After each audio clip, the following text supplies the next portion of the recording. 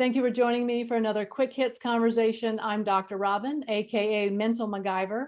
I provide rapid response, high performance support and coaching to executives, founders, celebrities, and athletes. With me today, I have Kim Groshek. As the founder of Pause Power, Lifeful Habits, Practice the Pause, and Creativity Canny, she fosters mindfulness, supports education, and celebrates creativity.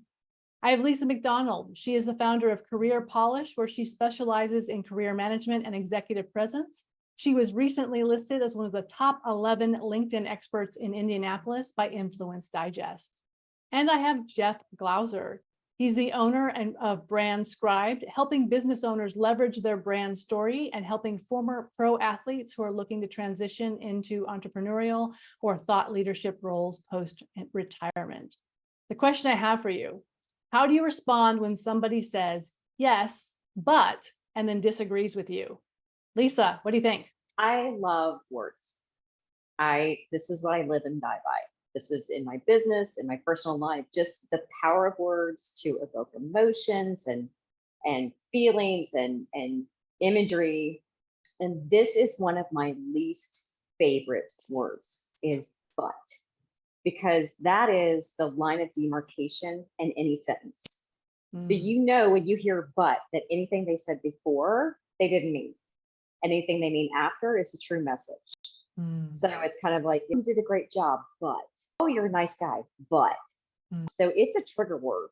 So when I hear that, even if somebody says, I agree with you, but I know they really don't.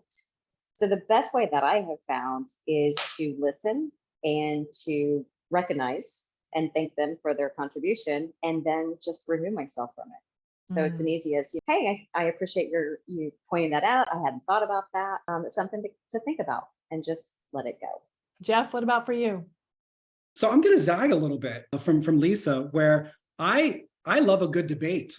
So if someone is taking kind of the other side of something, or they have contention with something, I want to hear about it. I love finding common ground, but I also love understanding where the disconnect might be and figuring out where we can kind of see something in the middle. So I encourage it. I always want to make sure that whenever I'm around someone, we're practicing transparency. I pride myself on being a transparent person myself.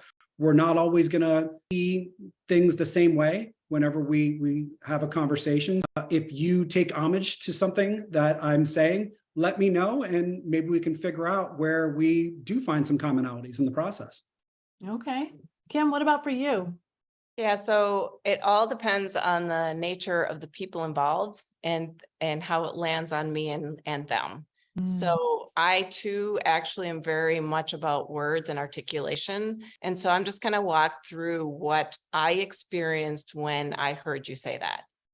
So when it was said, I kind of sat there in the experience for a moment and then was silent and thought about it, just to kind of get into the other person's space, because they have a different kind of language. The word but might mean something different for them. So I wanted to, during that experience, explore where they're at and what they're doing and the nature of why the conversation. There's a lot of things that happened before that explanation. And then I ask a question to them to understand where they're coming from. Now, this happens to me a lot, the but. And sometimes there's some triggers that happen within me, and also there's some triggers that happen within them. So it's all about how we react to the word, which the word to each of us, right, be true, but the truism that I have about it and the truism that they have might be different. So getting that alignment and taking that space and getting into that space, right? And then asking the questions. I think I kind of fall in Lisa's camp in that yes, but are my two least favorite English words put together. And I'll often say to someone, if they say yes, but, and then say whatever, I say, so let me understand, you agree with me and you disagree with me? I'm confused. Help me understand. And give them the opportunity, because a lot of times I feel like people say yes, but in a way where they're trying to shut you down or they're trying to create an argument. And Jeff, your way of looking at it is saying, oh, I enjoy a good debate. That's interesting. I've never thought about it that way. Yeah, so I'm going to quote two of my favorite books. So one being Stephen Covey, and one of the habits of the 7 habits of highly effective people are seek first to understand and then be understood. Okay. The next one, which kind of piggybacks off of that, is from the 4 agreements. And one of the agreements being don't take things personally. So for me, I think it comes down to semantics. So I can totally understand how the yes, but can be a trigger word. But at the same time, if I don't understand where they're coming from, what motivated them to say that, and then kind of transition into something contradictory, then I'm just purely assuming what their intent was. So for me to really understand where they're coming from is going to allow me to approach it in a very respectful way, even if it might seem on surface not so respectful. I think Go Kim ahead, made Lisa. a really good point, is it's a context. It really is in context. So I think Robyn and I are on the same path, as we're used to maybe a little bit of pushback with it, or just from that perspective. And I agree with Jeff in that it can open a completely different dialogue. And one of the things too that I think is to consider, and I think Jeff would agree with, and Robyn, you as well, in coaching, when you hear somebody say yes, but not necessarily in agreeing with what you're saying, but maybe in explaining their story, I think that is a great flag to say there's more to this. Let's uncover. So I think context is everything when the word but is used. I was going to say what Jeff and Lisa and Robyn said. I'm wondering what you think about that. So the kind of counter to yes, but is yes, and. What do you think about that as a transition instead? I love it so much more. Yes, and however, how about anything that doesn't have that negative reactionary connotation? And I think it was Walt Disney that it's not a no, but a yes, and. So I think that's a great segue into collaboration or communication. Yes, but what if someone does disagree? And they don't want to necessarily just try to be nice and smooth it over, yet But then they why have. yes? Isn't that no? That's a That's good where point. I go back to the original is thank you for sharing. I appreciate your viewpoint, and then move off.